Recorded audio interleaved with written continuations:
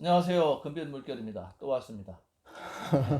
자, 지난 시간에 김포에 대해서 첫 번째 네. 편을 보내드렸는데 오늘은 그 두 번째 이야기 계속 이어가도록 하겠습니다. 예, 예. 지난번에는 김포가 원래 김포가 아니라 금포라는 얘기를 제가 강조해 말씀을 드렸죠. 예. 그래서 다시 말씀드리면은 이 이름은 여기 이제 최근에 와서 이렇게 김포로 불릴 뿐이지 사실은 이렇게 불려왔다는 것을 제가 말씀을 드린 거예요. 그 일제 때까지의 그 자료만 봐도 알 수 있는 거고, 그리고 사실은 우리가 이것을 갖다가 김으로 읽느냐 금으로 읽느냐 하는 그 구분 개념이 구분선이 없어요. 그게 이럴 때는 김으로 부르고 이럴 때는 금으로 불러라 그러지 않아요. 그렇기 때문에 전국에 있는 데 보면 금산이라고 쓴 게 김산이라고 쓴 데가 없고 금산이거든요. 근데 다른 데 보면 김제니 김해니 할 때는 다 이런 김으로 이렇게 부른단 말이에요. 왜 그럴까? 그거는요, 우리 말에서 김과 금의 그 차이가 별로 없기 때문에 부르는 이에 따라서 그 표기가 이렇게도 표기를 하고 저렇게도 표기해 왔다는 얘기가 되는 겁니다. 그렇게 돼 있어요, 그게. 그러니까 한자를 갖다가 우리 한글로 표기를 할 때 김으로 표기하고 금으로 표는 원칙이 없고 그냥 발음되는 대로 누구는 이렇게 표기도 하고 누구는 이렇게 표기도 하다 보니까 어느 공통 요소로 그냥 집중이 돼 버리면 그쪽으로 음이 가는 거예요. 그래서 어디는 금으로 어디는 김으로 이렇게 되는 겁니다. 지명에서도 그것이 이렇게 그 무슨 어떻게 구분지어서 이럴 때는 김으로 하라 그런 거는 없습니다. 그러니까 그 회장님 시골의 그 노인들 특히 네. 이제 그 많이 배우지 못한 노인들 네. 그분들 같은 경우에는 무슨 이야기를 하면은 뭐 금포, 김포, 건포 이게 그렇죠. 전부 다 혼재돼 있어가지고 그렇습니다. 바로 예, 그겁니다. 이거를 받아 적는 사람에 따라서 그렇죠. 김포라고 그렇죠. 적기도 하고 금포라고 그런 적기도 하고 그런 것 같아요. 그거죠. 예, 그래서 그걸 내가 대표적으로 많이 얘기하는 게 노루목 아니겠어요? 예, 예. 노루목이 노루목, 노루목, 누루목 뭐 음, 갖가지로 부르는 거하고 똑같죠. 음. 그래서 이게 이제 그렇게 이제 그것을 적는 사람에 따라서 이렇게도 적고 저렇게도 적고 이게 많이 적은 쪽으로 가다가 그것이 그쪽으로 굳어지면 그렇게 가기도 하고 저렇게 가기도 하는데 웬일로 이게 김으로 갔는지 저는 알지는 못하겠어요. 그 사람들의 발음이 그쪽으로 가까웠는지. 그래서 어떤 때 금포가 김포로 갔다 이건데 그래도 신라 시대 그 이전부터 불렀던 금, 검, 검 이것은 옮겨온 걸 보면은 김으로 이렇게 읽혔을 가능성은 극히 적다는 말씀을 제가 드리는 거예요. 그러니까 먼저 말이 있고 그다음에 음, 그 말을 표현하기 위해서 글이 나중에 그렇습니다. 나오니까 이제 이런 현상들이 생기는 것 그렇습니다. 같습니다. 그래서 여기를 보면은 여기 이제 이게 1980년대 지도예요. 요 지도가 요 지도를 보면은 거기 굳은물도 보이고 샘물행이도 보이고 이렇게 이제 여우제고개도 보이고 그러거든요. 좀 신기하실지 모르겠어요. 거기 보면은 북변, 서변, 동변 이런 게 있거든요. 그때는 리였죠. 리. 그렇기 때문에 여기는 북변이고 여기는 서변이고 이쪽 아래쪽에는 이제 동변이 이렇게 돼 있는 거거든요. 그게 지금 걸포동, 지금 옛날엔 걸포리라고 그랬어요. 그 걸포리 남쪽에 있는 이 지역을 지금 이렇게 보고 있는 건데 아마 이 당시 사람들도 아마 금포로 불러왔을 것 같아, 애초부터는.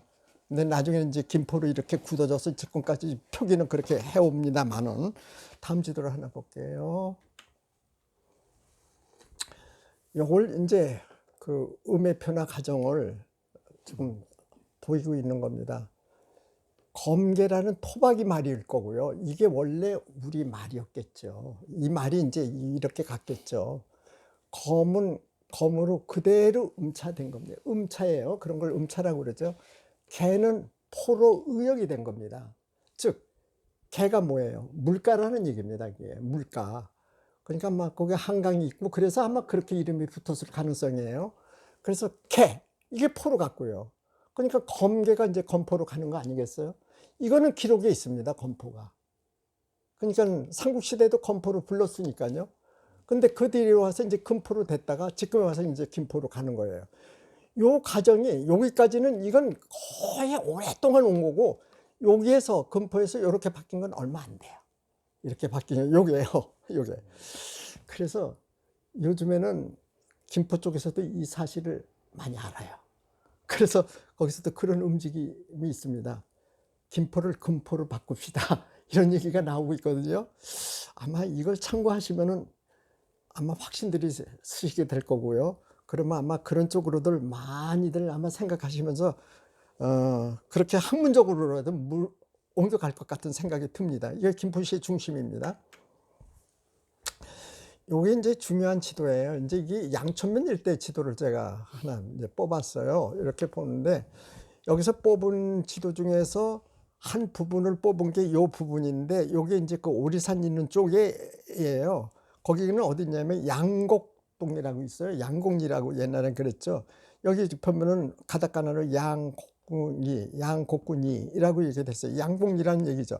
근데 여기 재밌잖아요. 요거 보면은 그렇죠. 요거 보면 곡천 그렇게 돼 있죠. 곡천이에요, 곡천. 분명히 한자리로 보면 곡천이에요. 근데 옆에 있는 가다카나를 볼 필요가 있어요. 어떻게 썼냐면 고루, 마루예요. 그러면 고루를 갖다가 한 글자로 하면 골이 될 것이고요. 마루를 한 글자로 하면 말이 될 것이죠. 그러면 어떻게 읽어야 돼요? 골말이죠. 일본인들이 이렇게 표기를 했다는 얘기예요. 이게 이렇게 가다카나 표기를. 그러니까 일본인들이 곡천이라고 거기 사람들이 곡천이라고 부르지 않고 골말이라고 불렀다는 이 원래의 토박이 말을 그대로 가다카나로 옮겨 쓴 겁니다. 난 이 저도를 보면서 아 그래도 일본인들이 그 정도까지는 해놨구나. 뭐 그 사람들이 무슨 조선 사람을 좋아서 이렇게 했을 리는 없죠. 그러나 지도라는 것은 현지 사람들이 이용하는 것이고 그 사람들이 부르는 말을 그대로 하는 것이 지도의 참다운 모습이라는 생각은 했을 것 같아요. 그렇기 때문에 이렇게 원래 한자로는 이렇게 썼지만 그래도 골말이라고 불러왔다는 그것을 남긴 겁니다. 이건 대단한 지도예요. 이게 1910년도 중반 지도의 모습입니다. 이게 양천면 일대 지도를 보여드린 겁니다. 자, 다음 한번 보죠. 이 양천면 일대에 일본인들이 자기 나름대로 정리했다는 지명들입니다. 그럼 여기 보면 누산리가 나오고 성모리가 나오고 마산리가 나오고 마성리가 나오고 도사리가 나오고 흥신리가 나오고 수천리가 나오고 그래요. 여기에서는 지금도 쓰이는 동 이름이 나옵니다. 보면은 마산리 같은 게 마산동이 나오잖아요. 이런 게요. 이런 식으로 구례동 그대로 썼어요. 당시에 이렇게 대포리 이런 게 하군동 뭐 이런 거 썼는데 이게 일본인들이 이러한 토박이 이름들을 이렇게 정리했다 이거예요. 이게 조선 총독부에서 만든 거예요. 요렇게요. 요런 게. 그게 양천면 12개 리만 이렇게 정리한 걸 제가 이렇게 보여드린 거예요. 양천면 일대예요, 이거는요. 여기서부터는 이제 여기에 그 네모가 붙은 이 부분은 양곡리 이렇게 하는데 이게 지금은 이제 양곡동 이렇게 되지 않겠어요? 양곡리라고 하는 곳에 면사무소가 있었습니다의 표시입니다. 이게요. 이것도 보는 방법을 알면 좀 재미가 있어요. 또 하나 중요한 것은 여기입니다. 이게 군내면입니다. 군내면은 전국에 엄청 많죠. 그건 바로 뭐냐면 군이 있는 그러니까 이제 군청이 있는 곳이죠. 군청이 있는 곳 일대가 군내가 되는 거예요. 이게 바깥이면 군외가 되겠지만은 그 군이 있는 그러니까 군청이 있는 곳 일대의 면이라고 하면 대개 군내면이에요. 그게 현이라고 하면 현내면이 되는 거고 군의 북쪽이 있다면 군북면이 되는 거고 군의 남쪽에 있으면 군남면이 되는 거예요. 이게요.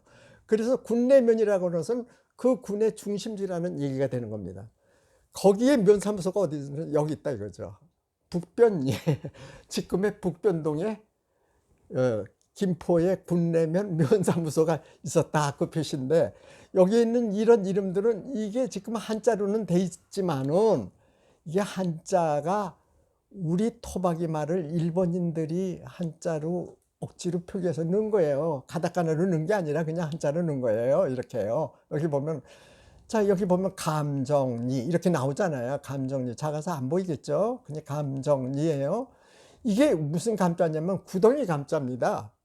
그리고 여기 보면 감정리가 되는데 감정리라는 동네가 원래 있었던 거예요. 근데 그 감정리라는 동네하고 그 옆에 이제 옹자정이라고 이제 그 옹자동이라고 그랬던 그 옹자정이라는 운물이 있었던 동네인데 그 옹자정리하고 감정리를 합해 가지고 감정리의 통합을 시켰다. 이 뜻입니다. 이제 지도를 이렇게 보는 방법이 이거예요. 이것만 하더라도 아, 지명이 이렇게 변해왔구나. 우리 동네가 옛날에 어느 면에 무슨 리였는데 지금은 이렇게 됐구나를 알 수가 있어요. 이게 전국이에요. 자, 다음 한 곳에 볼게요. 그래서 저는 그 김포시의 신도시를, 김포 한강 신도시에 그 조성이 될 때 제가 1위를 담당했습니다. 왜냐면 이제 국토지리정보원에서 저한테 와서 그걸 좀 해달라고 그래가지고 제가 그 LH 공사와 더불어 거기에서 시키는 대로 제가 신도시에 있는 공원 이름, 그 말하자면 단지 이름, 그리고 내 이름, 산 이름, 이런, 그리고 도로 이름들, 이런 작업을 제가 했을 때의 그 모습인데, 이건 김포 문화원 안에 사무실입니다. 거기서 제가 작업을 하고 있는 거예요. 여기 뭐 유지만 선생이라든지, 이건 뭐 향토사학자죠. 뭐 이런 분들이 다 계시죠. 우리 김석수님이 이분도 잘 아시는 것 같은데, 김포에 사시기 때문에. 예, 제 친구입니다. 친구예요? 예, 김진수 목사라고. 김진수 목사. 네. 근데 상당히 그 고을을 사랑하더라고요, 이분은. 토박. 예, 그리고 신문도 내고 계시고요. 예, 그래서 그런 분하고서 같이 일을 한 그런 모습입니다. 그래서 이제 요 얘기는 다음에 또 이어가면서 말씀을 또 드릴게요. 예, 고맙습니다.